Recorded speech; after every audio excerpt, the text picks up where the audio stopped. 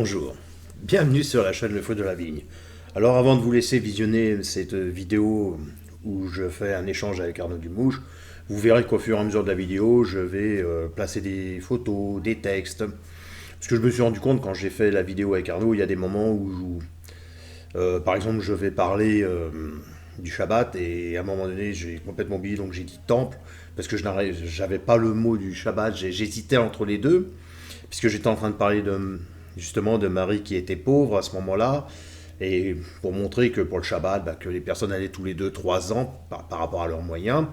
Et donc moi je vais expliquer à ce moment-là. Et j'arrivais pas à faire le parallèle. J'étais un petit peu mélangé, un peu confus, donc je répare, et il y aura aussi également, lorsque je vais parler sur la prière Je vous salue Marie, apparemment quand je me suis aperçu qu'en voulant mettre le texte, et en le mettant, qu'en fait,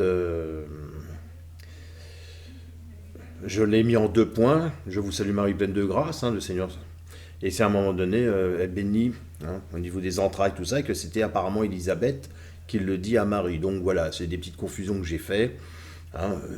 Je ne prépare pas spécialement mes textes à l'avance. Moi, quand je le fais avec Arnaud, on se base sur un thème. Après, moi, j'essaie de faire de mémoire de ce que j'ai appris. Parfois, j'ai une feuille avec moi si besoin pour me permettre de me souvenir. Mais bon, généralement, on le fait. Et puis après, quand on vérifie, on se dit tiens, là j'aurais dû dire ci, tiens, là j'aurais dû dire ça. Tiens, là j'ai fait une petite erreur. Bon, c'est pas des erreurs monstrueuses. Mais je préfère les corriger quand je fais les vidéos de manière que pouvoir comprendre aussi que nul n'est parfait. Je ne suis pas moi spécialiste, grand théologien ou quoi que ce soit. Voilà. Alors je vous laisse visionner cette vidéo. Je vous dis bon visionnage et puis à bientôt pour une prochaine vidéo. Allez, au revoir. Bonjour, nous sommes le 27 novembre 2020 dans une série de vidéos qui consiste en un dialogue œcuménique entre catholiques et témoins de Jéhovah.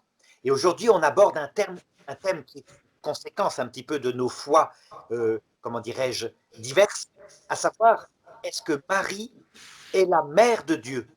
Et ça, c'est un problème qui a aussi suscité des remous dans le monde protestant, alors que l'Église catholique et l'Église orthodoxe, évidemment, sont tout à fait d'accord là-dessus, à savoir que si Jésus est Dieu, le créateur du monde, eh bien, elle a mis au monde Jésus qui est Dieu. Voilà, tout simplement.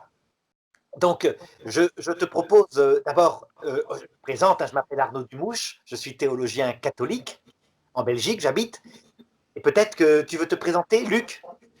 Pas de souci. Alors, moi, je m'appelle Luc Reboux. En fait, je fais des vidéos sur les témoins de Jéhovah. J'ai quitté cette organisation, mais je continue, à pratiquer malgré tout, parce qu'il faut quand même servir Dieu d'une manière ou d'une autre. Et j'essaye d'expliquer justement comment c'est très complexe dans cette organisation, et surtout pour aider les témoins de Jéhovah et les non-témoins de Jéhovah à comprendre aussi les différentes possibilités de croire en Dieu et de s'avancer vers Dieu, et de comprendre la théologie par leur interprétation, puis celle qu'on peut interpréter différemment. Voilà. Ça va. Alors, commence. Je te propose d'exprimer ta pensée qui va, me semble-t-il, être logique avec la foi des témoins de Jéhovah. Alors c'est vrai que pour les témoins de Jéhovah, bien que Marie a servi fidèlement, puisque Marie elle était quand même de naissance juive, puis elle a été transcendante directe du roi David. C'est de là que Jésus, de toute manière, va venir dans la lignée de la tribu de Juda, puisque c'est à partir de la tribu de Juda que se fait la lignée des rois. Et c'est à partir de là qu'on peut dire que tous les Israélites n'étaient pas forcément juifs. Il faut être judéen, judaïte, et c'est pour ça qu'on parle souvent qu'on utilise le terme juif.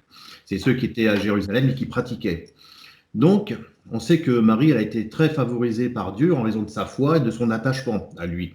On le retrouve dans l'évangile de Luc, puisqu'effectivement, les gens qui voulaient se rendre à aller au temple ne le faisaient pas systématiquement tous les ans parce qu'ils n'avaient pas les moyens de se déplacer, mais bien qu'ils étaient pauvres, Joseph et Marie se rendaient régulièrement. Tous les ans, en tout cas, c'était fait. Donc, ils montraient vraiment un attachement à Dieu. Simplement, nous, on considère que Marie, elle est imparfaite. Mais on se pose aussi la question, comment appelles-tu avoir un enfant qui était parfait? On sait que c'est Gabriel, lorsqu'il lui a rendu visite, qui lui dira de l'Esprit Saint viendra sur toi. Donc nous, c'est la force agissante de Dieu. Bien qu'actuellement, on commence à penser autrement aussi au niveau de l'Esprit Saint dans l'organisation. Et de la puissance du Très-Haut te couvrira de son ombre. C'est pourquoi ainsi naîtra un enfant qui sera appelé Saint, le Fils de Dieu. Alors, dans la signification pour les témoins de Jéhovah, un témoin de Jéhovah, c'est que Saint signifie pur, sacré. Normalement, lorsque les humains transmettent à leurs enfants quelque chose, c'est leur condition impure liée au péché. Donc, on sait que Jéhovah a préservé Jésus par rapport au péché. C'est pour ça qu'il était pur. Alors, qu'est-ce qu'on nous on comprend sur l'Église catholique par rapport à ce qui pourrait être dit, en fait, sur que vous dites que Marie est mère de Dieu? On comprend que l'Évangile selon Luc, qui n'était pas là à l'époque, mais qui a ramené des témoignages, la prière, le rosaire que vous utilisez, tu me diras si je me trompe, est basée sur...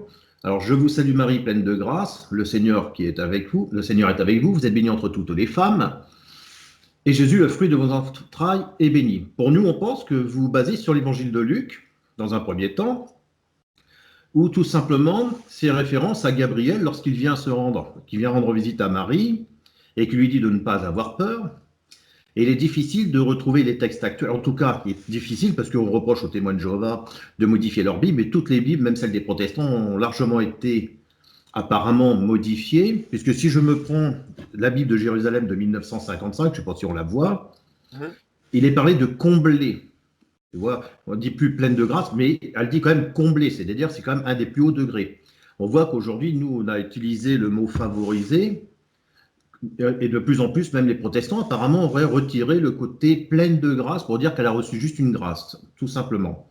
Pleine de grâce, ça change le mot. Ce qui voudrait dire que je vous salue Marie est dans un premier temps utilisé par rapport à Gabriel lorsqu'il vient rendre visite à Marie. Et dans le deuxième temps, lorsque vous dites Sainte Marie, Mère de Dieu, priez pour nous pauvres pécheurs, maintenant et à l'heure de notre mort, que vous faites référence à Marie lorsqu'elle rend visite à sa cousine Élisabeth, hein, la femme de Zécharia, le prêtre, et qu'à un moment donné, lorsqu'elle voit Marie arriver, Élisabeth, de joie, s'avance vers Marie. Elle fait comment se fait-il que la mère de mon Seigneur, Seigneur qui veut dire dans le thème protestant Dieu, la mère de Dieu vient de me rendre visite. Donc je suppose que vous avez pris l'ensemble de ces textes et que vous en avez fait la prière modèle. En tout cas, la prière pour vous catholiques. Alors nous, à partir de ce moment, ce qui nous dérange un petit peu, c'est le fait que vous rendez Marie sainte, que vous lui vouez un culte jusqu'à vous mettre à genoux devant des reliques. Donc, on comprend bien que vis-à-vis du Concile de Trente, où vous avez voulu faire une distinction entre le culte de Dully, de la Triote, par rapport à l'idolâtrie qui était la réaction des protestants vis-à-vis de vous et de ce que nous, on pense aussi, que c'est une forme de... On sait très bien que le culte de Dully, pour vous, est réservé aux saints, que le culte de la Tri est réservé à Dieu, et que le culte d'Hyper-Dully est réservé à la Vierge Marie. Pour nous, que ce soit le culte de Latrie, d'Hyper-Dully, est le fait de rendre un culte à une personne, et de plus qui est morte. Donc le culte de Dully, on comprend qu'il revêt deux formes chez vous, la vénération, c'est-à-dire un témoignage de respect envers une personne sainte, et la vocation, c'est-à-dire aussi une demande d'intercession en vue d'obtenir un avantage particulier. Alors là, c'est vrai que pour un témoin de Jéhovah, tu ne peux pas obtenir des avantages de personnes qui sont mortes, si ce n'est que ce sera des démons qui peuvent prendre possession ou se placer à la place de ces morts pour venir vers toi. Mais du coup, on n'est plus dans une invocation, mais dans une évocation. Le fait de demander à Marie de prier pour nous, ce qui est dans votre prière, alors qu'elle n'est plus de ce monde, nous nous retrouvons dans une évocation. Alors, ça se joue aussi sur des nuances, parce que l'évocation, on dit que c'est le fait d'invoquer, ou du moins d'évoquer, des esprits ou des démons, mais ça, faire pratiquer de la magie, de l'occultisme, qu'on peut reprocher à l'Église catholique, hein. Mais on sait bien que évoquer, ce n'est pas que ça, c'est un des sens.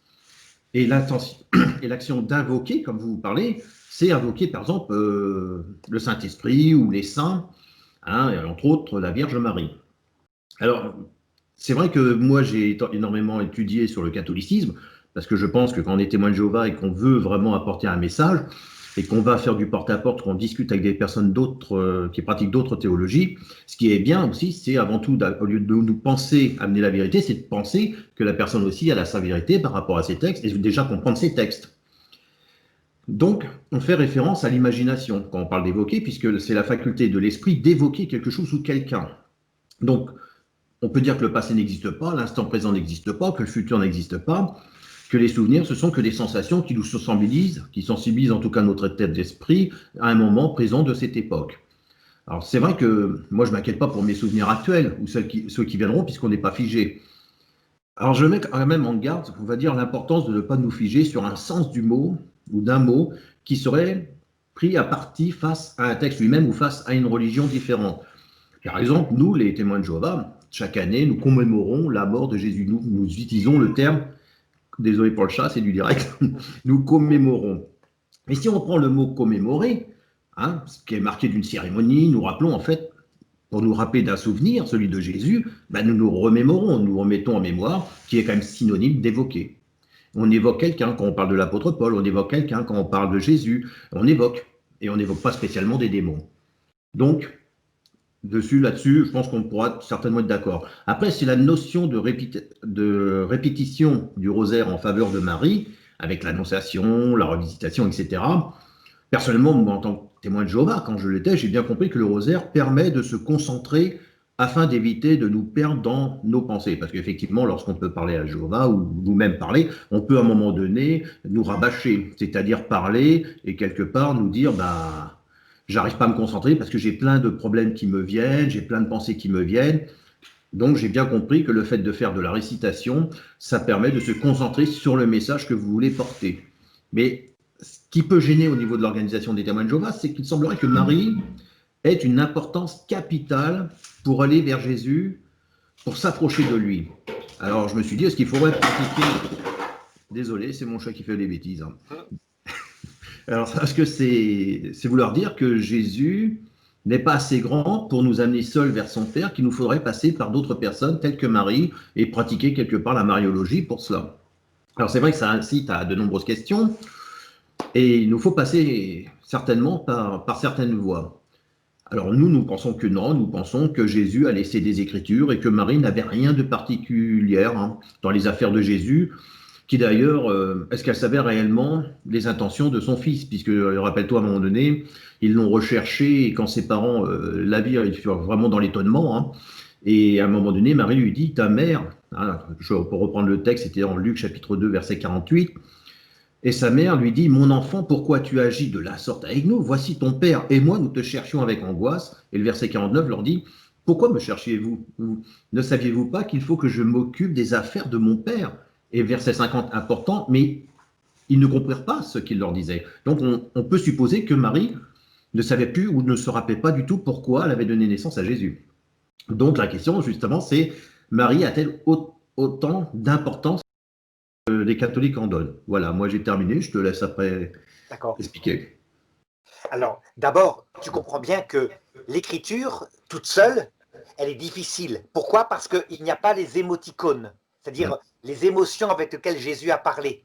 Et le texte, parfois, est dans un langage hébreu, qui est traduit en grec, et donc difficile à comprendre. Ça veut dire que l'Église catholique et l'Église orthodoxe, qui sont les églises fondamentales, n'ont jamais dit que l'écriture seule permettait de comprendre tout cela. Il fallait l'écriture et l'interprétation donnée par les apôtres qui étaient vivants au tout début, c'est eux qui ont écrit, enfin en tout cas des témoins, et puis ensuite donnée par l'Esprit Saint à travers toute l'histoire de l'Église. Donc tu comprends que ce que je vais te dire n'est pas basé que sur l'écriture, mais c'est toute l'histoire de l'Église, c'est toute l'histoire de la réflexion de l'Église qui va développer de manière harmonique le dogme et la compréhension. Donc d'abord, Marie est-elle mère de Dieu, tu comprends? Eh bien, la réponse est-ce que Jésus est Dieu ou est-ce qu'il n'est pas Dieu? Donc quand il y a des objections protestantes qui disent le titre de Théotokos en grec, qui a été défini lors du concile d'Éphèse par l'Église catholique universelle, il s'oppose à ça. Je comprendrais que toi, tu t'opposes à ça, puisque toi, étant témoin de Jéhovah, tu dis Jésus-Christ n'est pas Dieu. Il est un ange supérieur fait Dieu. Donc Marie est la mère, dans sa naissance terrestre, d'un ange. Mais chez les protestants qui croient que Jésus-Christ est Dieu, fait homme, qui croient dans la même chose, à savoir la Trinité, à savoir que, tu te rappelles, Dieu l'unique, son éternité consiste à se contempler lui-même, parfaitement. Et sa contemplation de lui-même, qu'on appelle le Verbe, eh bien, est exactement semblable à lui-même, ce qui explique qu'il y a un seul Dieu en une personne qui est Dieu qui se contemple, et une personne exactement semblable à lui, puisque c'est sa parfaite contemplation qui est Dieu contemplé, qu'on appelle aussi le Verbe, autrement dit le Fils. Et c'est ce Verbe qui se fait chair. Donc il est parfaitement et pleinement Dieu, ce qui explique que dans le Dieu unique, il peut y avoir 3 personnes, puisque l'amour réciproque entre le Père et le Fils s'appelle le Saint-Esprit. Donc ça, je suppose que c'est une théologie que comme témoin de Jéhovah, tu n'acceptes pas, mais les protestants, c'est incompréhensible. Là-dessus, ils ne sont pas logiques. Alors, en réalité, ils disent, c'est parce que l'expression mère de Dieu pourrait faire penser que Marie a mis au monde Dieu dans sa nature divine, éternelle. Et donc que Marie serait une déesse éternelle avant Dieu. Non, c'est pas ça du tout que ça veut dire. Hein. Elle l'a mis au monde comme une petite femme toute simple, hein, qui a été conçue en à peu près moins 15 avant Jésus-Christ. Elle l'a mis au monde dans sa naissance sur terre. Mais elle l'a pas mis au monde, alors c'est là qu'ils objectent, ils disent, ben, elle a mis au monde sa nature humaine. Et nous, on répond, mais on ne met pas au monde une nature humaine, on met au monde une personne.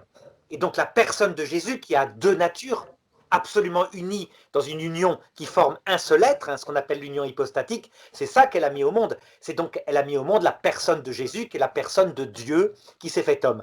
Voilà pour ça. Alors, ce premier problème, si tu as une objection là-dessus peut-être à dire, je te laisse, parce que je vais aborder les que tu as soulevés. Bah, disons juste, pas vraiment une objection, mais c'est vrai que nous, on parle dans l'écriture parce que on dit que la foi vient de ce qu'on entend vient de la parole de Dieu, et que c'est les écritures qui ont été inspirées par Dieu, donc cette parole est mise par écrit, et que c'est uniquement ces écrits qui nous servent, non sans avoir besoin de tradition particulière, quoi.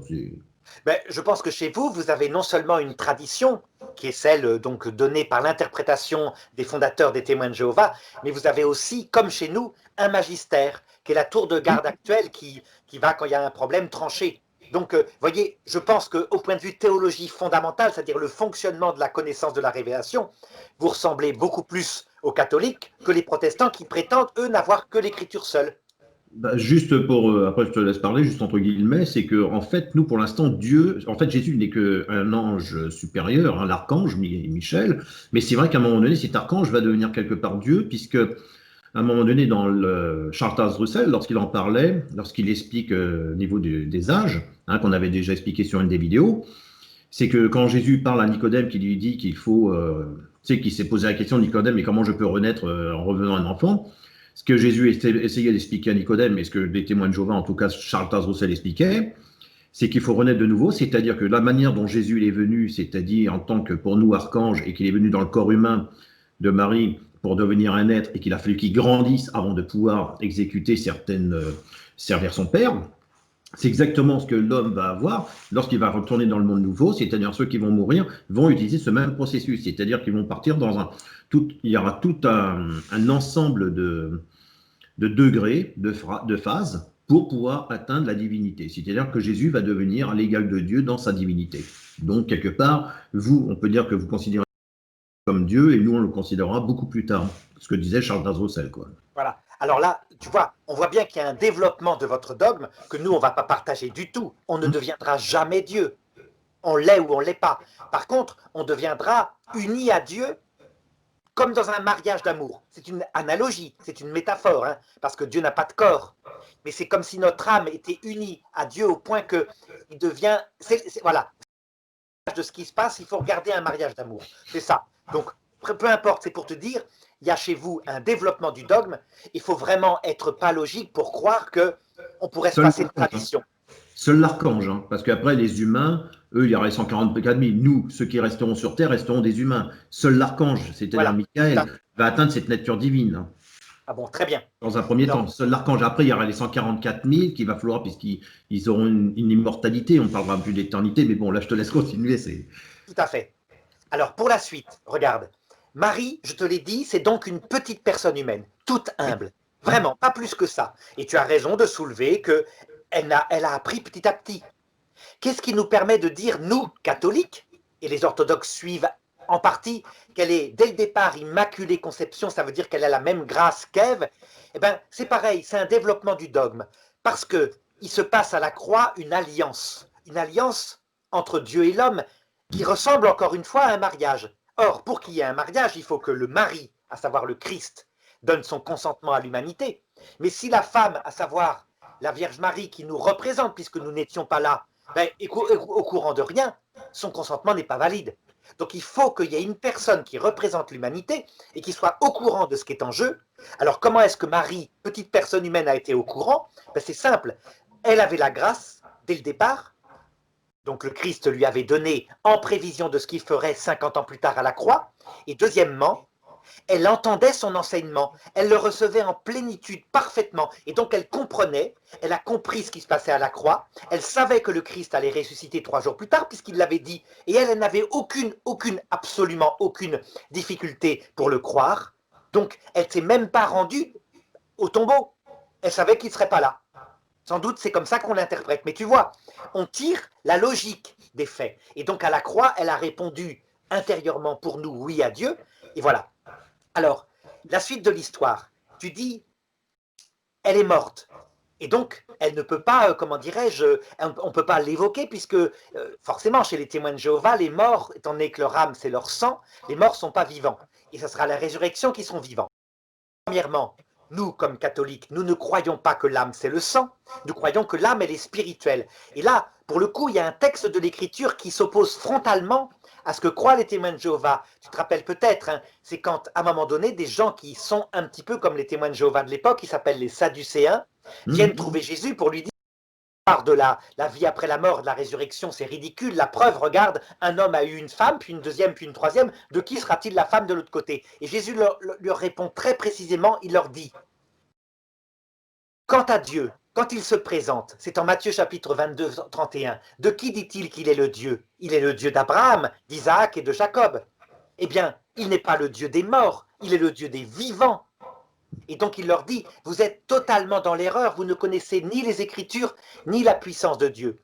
Donc, Marie, tu vas voir, son cas est spécial, en tout cas les saints à qui on rend aussi un culte du lit, comme tu l'as tout à fait bien remarqué. Eh bien, ils sont vivants. Ils sont vivants de l'autre côté. Leur âme spirituelle est vivante. On a d'ailleurs des preuves, parce que Jésus l'indique de manière vitale, quand à un moment donné il est transfiguré, il fait venir auprès de lui Enoch et Élie et Moïse. Moïse est mort, Élie c'est moins sûr, puisqu'il est monté au ciel avec un char de feu, mais Moïse qui est mort est là, et il apparaît, il est vraiment vivant, il bouge, il s'entretient avec Jésus. On voit bien que donc les morts sont actifs. Il y a d'autres textes, par exemple, tu te rappelles l'histoire de Lazare et du riche, quand il se retrouve auprès d'Abraham, où on voit vraiment Abraham qui intercède, plutôt le riche qui est dans l'Hadès, donc le séjour des morts, qui supplie Abraham d'envoyer Lazare, etc. Donc les morts sont vivants. Cependant, pour Marie, il y a un cas particulier. C'est que pour nous, catholiques, elle est ressuscitée déjà. C'est l'une des seules personnes, c'est pas la seule, hein, il y a apparemment des prophètes de l'Ancien Testament qui sont ressuscités le jour de la mort de Jésus, tu te rappelles, c'est dans un texte dit textuellement, hein, ils virent des prophètes qui ressuscitèrent, ils se présentèrent à beaucoup, mais en tout cas Marie est présente avec son corps dans l'autre monde. Bon, ça c'est un détail, c'est pas tellement le problème puisque nous catholiques on prie aussi Sainte Blandine, Sainte Faustine, on prie des tas de gens qui ne sont pas ressuscités encore. Alors, comment ça peut se faire? Eh bien c'est assez simple à comprendre, tu te rappelles peut-être cette parole de Jésus dans l'Évangile selon saint Jean qui dit ceci, « Si quelqu'un m'aime, il fera les œuvres que je fais, il en fera même de plus grandes, parce que je vais vers le Père. » Je ne sais pas si ça te dit quelque chose. Il faut dire que l'Évangile selon saint Jean n'est pas très connu. Hein. Si, je le connais ce texte. Tu connais, hein. Donc, des œuvres encore plus grandes que celles que je fais, parce que je vais vers le Père. Et ensuite, il continue, il dit, « Tout ce que vous demanderez en mon nom, je le ferai. » Tout ce que je demanderai, je le ferai. Tout ce que vous demanderez, je le ferai. Je donne la référence, c'est en Jean chapitre 14, versets 12 et suivants. Ça veut dire quoi? En fait, notre grande admiration par rapport à Jésus, qui est le seul rédempteur, hein, là on partage la foi protestante, le seul, c'est lui qui a payé pour les péchés, etc. Notre grande admiration, c'est son immense humilité. Ça veut dire que la première chose qu'il fait, lorsqu'il a rétabli tout par sa mort sur la croix et sa résurrection, c'est de faire de nous des collaborateurs de son mystère. Non seulement des co-rédempteurs, on le voit par exemple avec saint Paul quand il dit « J'achève maintenant dans ma chair ce qui manque aux souffrances du Christ », mais en plus des intercesseurs. Ça veut dire en fait que le ciel c'est une famille où il est avec les vivants, avec les morts, donc les saints du ciel, et vraiment, il travaille pour nous. Par exemple, si toi, ta grand-mère est au ciel actuellement, eh ben, elle est peut-être devenue, entre guillemets, ton ange gardien. Elle n'est pas un ange au sens propre, elle est une âme, mais elle s'occupe de t'emmener, toi, Luc, vers le salut. C'est une vraie mission qui lui est confiée. Elle n'est pas, comme le croient les protestants, tu sais, une sorte d'en admiration qui fait rien, qui est incapable de faire rien. Non, elle est active. Elle passe son temps, dit sainte Thérèse de l'Enfant Jésus, à faire du bien sur la terre. Et la conséquence, ben, c'est le culte du lit. Alors là, je suis d'accord, c'est pas dans l'écriture. Mais tu comprends, si par contre tu dois honorer ton père et ta mère, c'est un commandement qui est dans la table de Moïse. Si Marie est ta mère spirituelle, parce que Jésus te l'a donnée à la croix, il le dit textuellement, voici ta mère, alors dans ce cas-là, tu dois l'honorer. Alors pourquoi un culte maintenant? Ben parce qu'elle n'est pas là, elle n'est pas visible, en tout cas elle est là mais elle n'est pas visible. Donc on établit des petites bougies, des choses comme ça. Mais ça n'a effectivement rien à voir avec un culte d'adoration. On sait très bien que Marie ne nous... Ben, toutes les grâces, elle les puise dans le seul qui est Dieu, à savoir Jésus-Christ et le Père et le Fils. Hein. Tu vois un petit peu comment ça fonctionne. Et tu vois bien qu'il y a une logique donc du dogme catholique tirée des conséquences de tout ce que je t'ai montré qui est dans l'écriture à la base. Je te laisse parler. Juste pour savoir, parce que c'est vrai qu'il y avait plusieurs Maries quand même dans la Bible, il n'y avait pas qu'une Marie.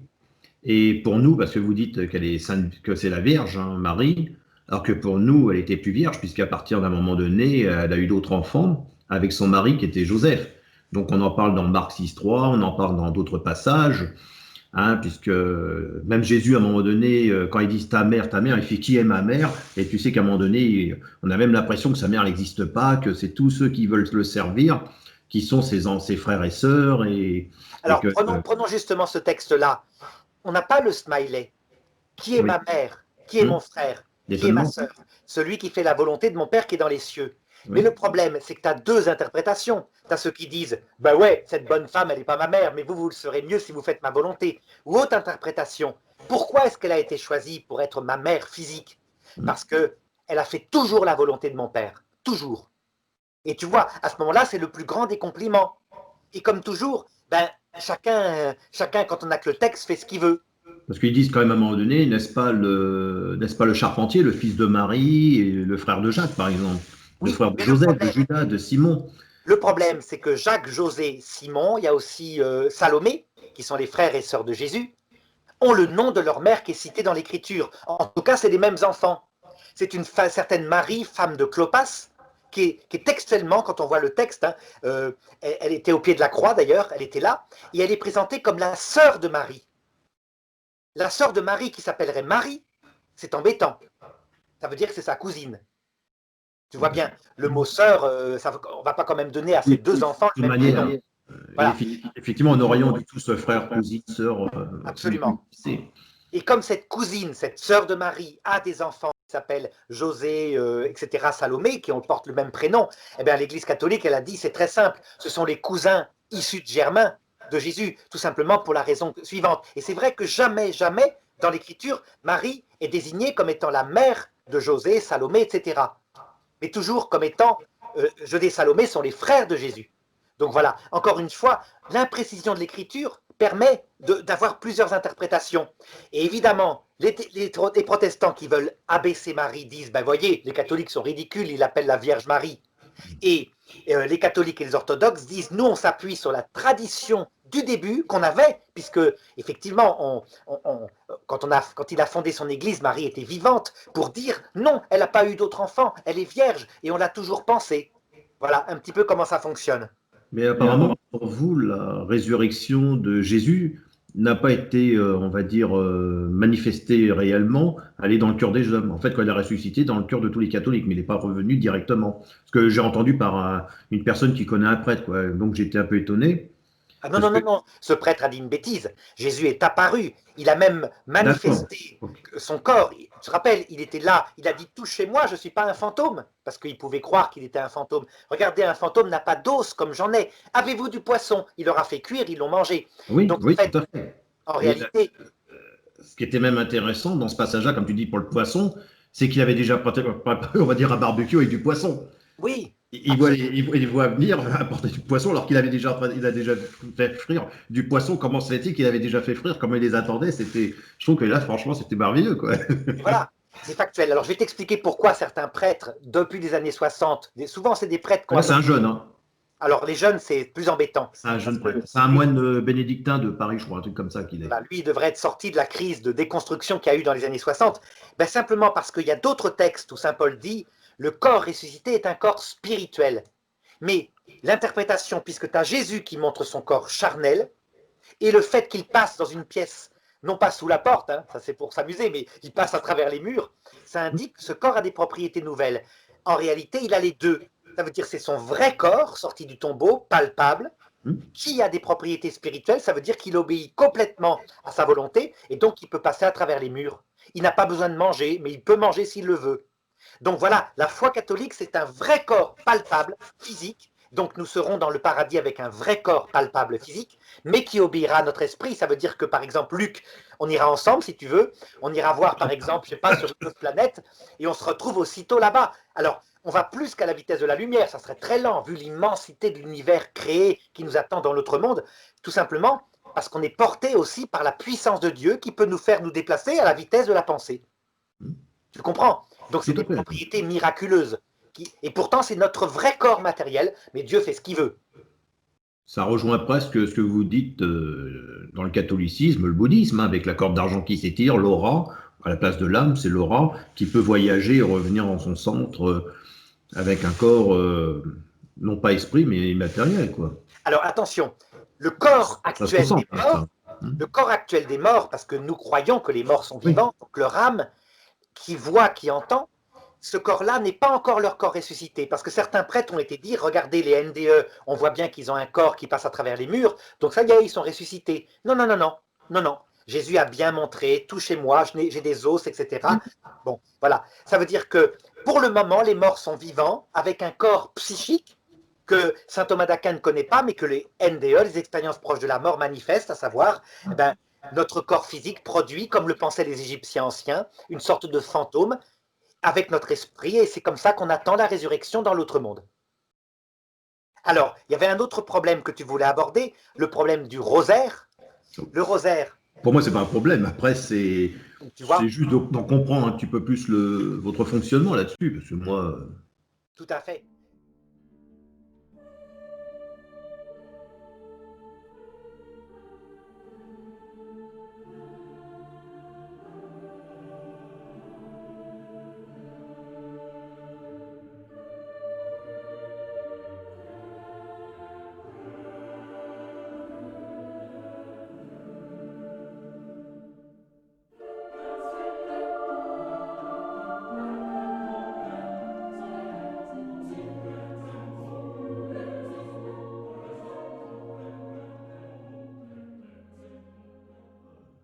Tout à fait. En réalité, je te l'ai dit, au ciel, c'est un concours d'humilité.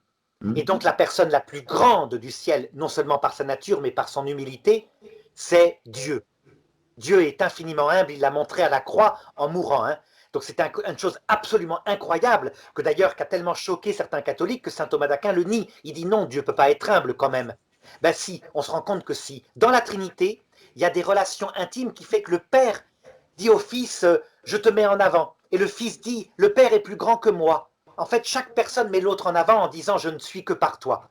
Et donc, quand Jésus dit, ils feront des œuvres plus grandes que le fait, tu as remarqué ce qu'il dit, parce que je vais vers le Père. En réalité, il agit avec nous exactement pareil. Si on s'abaisse devant lui, plus on s'abaisse, plus il nous élève. Mais il nous élève, c'est logique, hein, au-dessus de lui-même. Au-dessus. C'est-à-dire qu'il dit à Marie, tu es plus que moi. Mais les protestants répondent, c'est ridicule, Marie c'est qu'une petite personne humaine, ils ont bien raison. Ben oui, mais c'est ça l'amour de Dieu. Il l'élève et il lui confie toute la gestion de l'univers, ce qui a d'ailleurs mis en rage Lucifer, hein, parce qu'il a dit, mais comment peut-on confier un univers grandiose à une petite bonne femme qui ne comprend rien, qui est juste amour et humilité? Ben si, c'est comme ça que fonctionne Dieu. Du coup, regarde un peu, quand on prie Marie, elle nous emmène vers Jésus. Et quand on prie Jésus, il nous emmène vers Marie et les saints. C'est un concours d'humilité.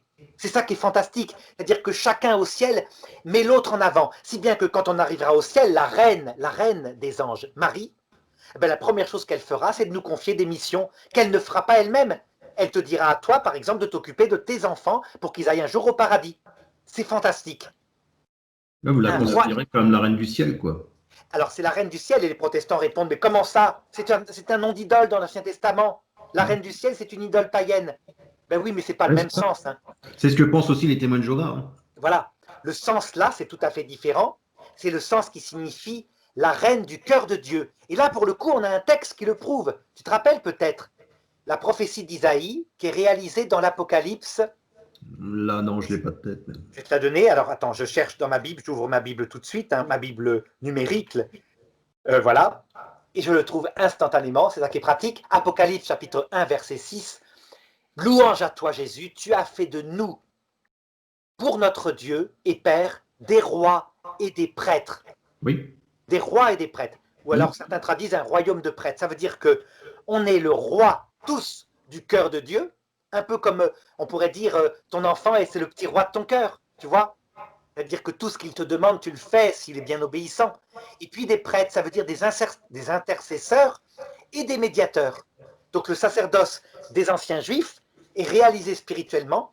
On intervient auprès de Dieu pour ceux qu'on aime, par la prière, et puis on agit. On est des médiateurs. Et en plus, on se sacrifie, c'est-à-dire qu'on peut s'offrir pour ceux qu'on aime. Voilà, c'est fantastique. Voilà ce qu'il a fait. Ben, c'est sous ce rapport-là. Tu vois, on prie Jésus, il nous mène vers Marie. On prie Marie, elle nous mène vers Jésus.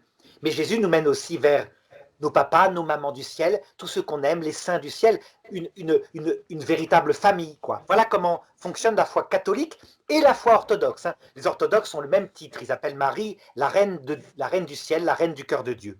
Ça va?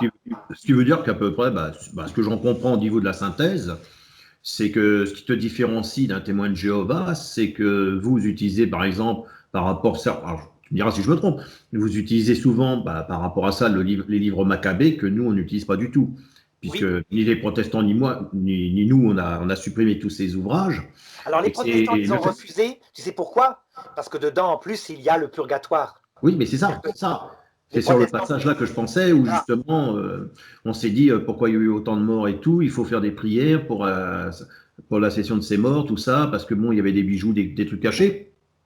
Et le fait que le livre des Maccabées pourrait justement démontrer que derrière cela, les saints dont tu parles sont encore vivants et peuvent prier pour nous, mais le fait qu'il n'y a plus le livre des Maccabées, les deux, puisqu'ils ont été supprimés des protestants et d'ailleurs des livres des témoins de Jéhovah, ce qui fait que pour nous, quand tu meurs, tu meurs.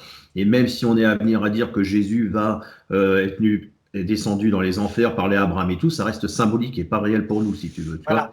Et pour certains protestants aussi, parce qu'ils disent que les morts dorment, mais en réalité, on voit bien, il y a plein de textes, c'est pas possible que les morts dorment quand on voit leur action, sans compter l'intercession des anges. Ça veut dire qu'en retirant le livre des Maccabées, les protestants renoncent au purgatoire parce qu'ils disent la foi suffit, Oui. tandis qu'ils ne peuvent pas renoncer, ils sont obligés de ne pas renoncer au fait que les morts sont vivants. Là, pour le coup, ils peuvent pas. Voilà. Et Ou alors, que, c'est une interprétation purement symbolique. c'est vrai que par rapport aux protestants, pour un témoin de Jéhovah, même s'ils te disent que la foi suffit, elle ne suffit pas parce qu'il faut suivre l'organisation. Oui, voilà. Même s'ils te disent que dans ton baptême, lorsque tu te fais baptiser, que tu te fais baptiser non pas au nom d'une organisation, puisque tu ne suis pas une organisation, tu suis Jéhovah. Mais malgré tout, quand tu suis Jéhovah, tu dois suivre son organisation. Oui. Sinon, donc ta foi elle est quand même liée par rapport à ce magistère, par rapport à cette organisation, par rapport à ce qu'il peut être annoncé. Alors des fois, ils peuvent dire des bêtises, hein. Un coup, ça peut être blanc, un coup, ça peut être noir, suivant les situations, suivant les périodes de temps. Et c'est vrai que même moi, je le vois quand je discute avec d'autres témoins de Jéhovah, que je reviens sur Charles Roussel, parce qu'ils ne reviennent pas sur le passé. Eux, le passé est le passé, c'est le présent, c'est le présent. Et je leur dis oui, mais Charles Roussel, pour Jésus, c'était quelqu'un qui allait retrouver une nature divine, être Dieu. Oui, voilà. Donc aujourd'hui, on dit un petit Dieu, mais Jésus, non, il allait devenir pleinement comme le Père.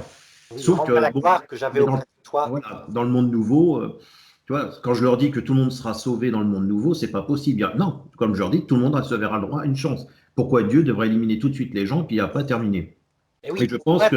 tu tires une autre logique, une logique qui est quand même plus conforme à ce que Jésus a montré à la croix, évidemment. Tandis que les protestants radicaux, qui sont les évangéliques, hein, eux carrément, comme il n'y a que l'écriture, ils refusent même les premiers conciles, ce que ne faisait pas Martin Luther. Martin Luther disait, ben non, les 6 premiers conciles, on les garde, le 7e, on l'élimine parce qu'il y a les images, mais les 6 premiers sur la Trinité et le Christ, sinon, ben, on va recommencer à chercher dans tous les sens. Mais je vois bien que moi, la problématique que j'ai avec des témoins de Jéhovah là-dessus, hein, C'est ce que j'ai pu voir que toi, tu as rencontré avec Guy Pagès, par exemple. Pour lui, si tu n'as rien fait là, c'est fini, c'est l'enfer, point, il n'y a pas à rediscuter. Alors que Absolument. toi, tu dis qu'à l'heure de la mort, il y a une possibilité, et là, moi, je te rejoins là-dessus avec les témoins de Jéhovah, qui eux ne me rejoignent pas trop là-dessus non plus. Hein. Oui. Pour eux, si tu n'as rien fait maintenant, si tu t'es pas sacrifié, si tu n'as pas fait, c'est fini. Jéhovah, tu seras dans la tombe de souvenirs, on n'en parlera plus. Alors que Charles Russell, c'est pas ce qu'il disait. Charles Russell, il continuait à dire que même le pire des criminels sur terre qui aura pu t'amener toi, justement, pourquoi Jésus a dit aime ton ennemi, parce que justement, genre, même toi, tu vas devenir de plus en plus, sans t'en rendre compte, méchant à un point où tu penseras être bon alors que tu ne l'es pas du tout. Et que justement, bah, il te donnera une chance parce que là, il n'y aura plus la prépondérance du mal. Il sera quand même là pour te dire maintenant, alors vous, c'est au niveau du purgatoire que ton corps redevient parfait, que nous, on va dire matériellement, ça sera sur ce monde-là. Même si ça nous détache, on a quand même quelque part, on va dire, un même centre d'idée, c'est qu'à un moment donné, tu n'auras plus le sens mauvais pour dire je fais ce que. Là, si je décide de dire non, bah, Jéhovah, je fais ce que je veux, bah là, maintenant, tu auras la pleine conscience pour dire bah, là, maintenant, c'est toi qui te mets en enfer, quoi. Voilà. Ah ben ça, c'est quelque chose où je te rejoins. À savoir, Jésus l'a dit textuellement, seul le blasphème contre l'Esprit Saint demeure en enfer. Alors, ce qui veut dire que les péchés de faiblesse, les péchés d'ignorance, il ne peut pas nous en tenir compte, d'autant plus que dans la foi catholique, c'est logique. Dieu dit, il nous les a imposés pour nous rendre humbles. Et donc, il les prend sur lui. Mais le péché contre l'Esprit Saint ne sera pas pardonné parce que c'est un péché libre, c'est la personne qui veut pas, n'a rien à faire. Lucidement, elle voit ce que c'est que le salut, l'amour infini de Dieu, rien n'affiche. Elle veut sa liberté totale. Et donc, c'est un lieu qu'on appelle l'enfer qui n'est pas, d'ailleurs, qui est peut-être le même lieu que le paradis. Hein. Le problème, c'est qu'il n'y a pas la vision de Dieu. Il n'y a pas de prochain. Ce sont des gens égoïstes, donc leur enfer est à l'intérieur de leur âme. Tout est laid pour ceux qui sont méchants.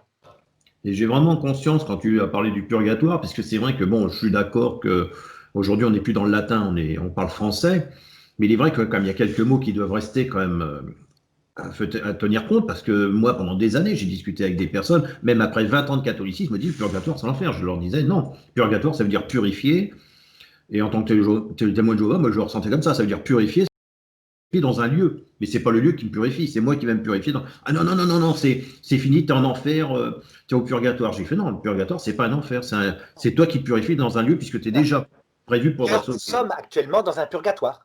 Et je pense qu'il y a beaucoup chez les catholiques, malheureusement peut-être pratiquants, mais pas assez au niveau des études théologiques, et beaucoup chez les témoins de Jéhovah qui pratiquent, qui suivent un magistère, mais qui prennent ce qu'ils ont envie de prendre, et que malheureusement, bah, comme on en a parlé sur Marie, hein, puisque c'est de Marie qu'on parle, là, aujourd'hui, ce thème, eh bien, je pense que les personnes devraient un peu plus étudier profondément les Écritures, les approfondir, et comprendre vraiment les différentes interprétations, que ce soit témoins de Jéhovah, catholiques, protestants, pour vraiment se faire un point. Hein, trouver une base pour eux pour comprendre pourquoi on peut interpréter un texte comme ça. En fait, on sort de la grande crise de déconstruction oui. de l'enseignement qui d'ailleurs ruine même l'école laïque depuis les années 60. C'est-à-dire il y a une destruction de la transmission de la connaissance, mais une destruction aussi de la pédagogie. Et donc, on repart un peu de zéro. En tout cas, pour nous, catholiques, on a un magistère qui fait que on sait où sont les vérités, donc ça peut être retrouvé tout de suite, hein, indépendamment des inventions qu'ont fait les années 60, qu'ont tout déconstruit. Et pour vous, témoins de Jéhovah, il y a effectivement des choses à mettre en davantage de logique. Ça veut dire que je partagerai ton idée, à savoir, il ne peut pas damner des gens qui étaient dans l'ignorance sincère, c'est évident. Bah, l'homme sur la croix, ou sur le poteau, comme il peut être dit, en tout cas sur la pièce de bois, hein, il lui a dit que la personne a reconnu. Je pense qu'à ce moment-là, même si son corps sur le bois, il était dans un état, de toute manière, il savait qu'il allait mourir, hein, il savait pourquoi il était condamné. Peut-être qu'à ce moment-là, effectivement, on sait que si Jésus lui a dit, je te le dis en vérité, tu seras avec moi. Alors c'est vrai qu'après, ça sera un autre sujet, parce que pour vous, je pense que pour nous, Jésus n'est pas monté, le condamné n'est pas monté au ciel, hein, il est parti en enfer, et être endormi le temps de sa présence, que pour vous, il est déjà monté. Mais ça serait un autre thème qu'on pourrait un jour aborder. Et là, sur Marie, je pense qu'on a fait le tour, moi. Oui, oui, tout à fait. Ben voilà, on a vu un petit peu les deux choses. Et merci, Luc, hein, merci pour ce nouveau débat qui sera posté très vite. C'est important que les témoins de Jéhovah qui découvrent ces vidéos, qu'ils soient encore témoins ou pas, qui découvrent un petit peu aussi, parce qu'il y a beaucoup de témoins actuels, des témoins de Jéhovah qui je discute actuellement, qui ont des bases, mais qui n'ont pas approfondi, et que quand tu leur dis certaines choses, ils n'ont pas étudié Charles Russell, Rutherford, tout ça, et malheureusement, ils sont sur ce qu'on leur dit aujourd'hui. Donc ils restent ancrés, ils ont posé leur base. c'est de l'idolâtrie, c'est ça. Et donc, moi, ce que j'essaye d'amener les témoins de Jéhovah, c'est à comprendre qu'avant de parler d'idolâtrie, il faut comprendre ce qu'est l'idolâtrie. On a parlé d'évoquer, moi, je peux évoquer ma belle-mère, ou ma grand-mère, ou ma femme, ou Et la le fait de l'évoquer, faire apparaître si elle est morte, non. dans Ça, quel c'est sens on interdit. l'entend. Tout à fait, dans toutes les religions. On a eu un prêtre catholique qui l'a fait, il a pris des risques et il a fini par quitter l'église catholique. Bon, il avait des conflits, mais le spiritisme, jamais, jamais. C'est pas ça dont on parle. Nous, on parle de prière intériorisée. Donc, Exactement. voilà. À bientôt alors, Lucas. Merci Eh ben, beaucoup. ça marche. Voilà, au revoir. Au Au revoir. revoir.